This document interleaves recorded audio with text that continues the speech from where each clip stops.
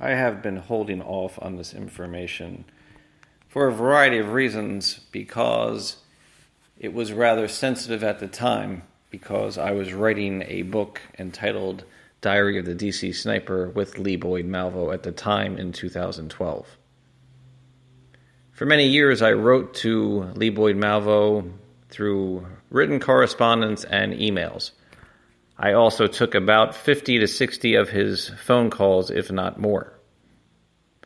During one of these phone calls in 2012, a full decade after he was convicted of his crimes with John Allen Muhammad and sentenced to 6 life sentences, he fully admitted, after consenting to the interview and being recorded, that he was responsible for an additional 30-plus murders, including possibly 27 people that were deceased around the country. Additionally, he admitted that John Allen Muhammad may be responsible for a further 70 murders in the U.S. and Canada.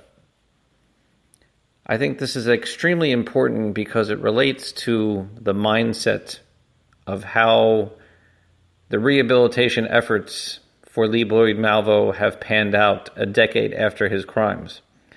While it was 5 years since the recording, the fact of the matter remains that Lee Boyd Malvo is extremely callous about what he did. During this particular conversation, which lasts 20 minutes, Malvo laughs at the number as he's trying to figure out how many people he shot. His laugh is eerily psychopathic in nature, would be the best way to put it. He has absolutely no remorse whatsoever for the fact that he takes a life. And for that, I believe the world should hear the audio. I held out on releasing the information because he said that the FBI knew about it, yet I had never heard of any additional investigations regarding these claims. He is extremely specific in nature when he discusses these shootings. And if the FBI did in fact know about these murders, it shocks me that he would even remotely be considered to be resentenced or have his case remanded to the lower court to be reheard again for resentencing.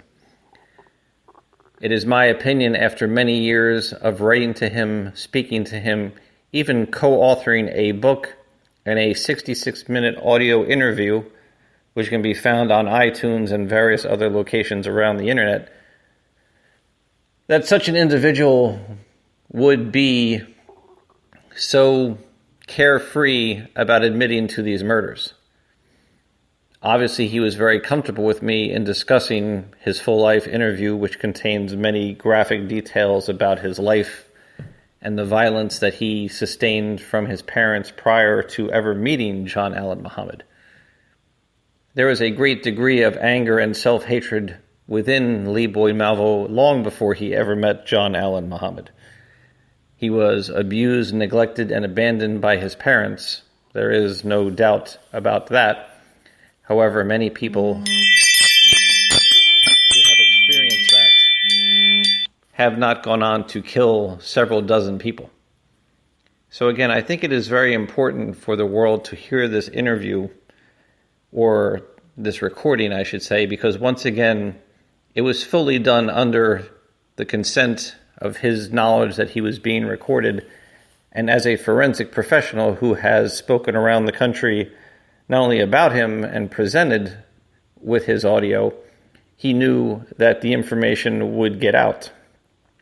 So, with that being said, I think the world should hear what is coming to Lee Boyd Malvo. Because in my professional opinion, as a nationally certified counselor and forensic consultant, I do not believe Lee Boyd Malvo should ever be paroled, and he should serve the rest of his life behind bars. It is also important to note that Lee Boyd Malvo was not 14 or 15 at the time of the shootings. He was merely 100 days before he turned 18. There are many people who are behind bars who had committed crimes who were far younger than Lee Boyd Malvo, who are serving life sentences without parole.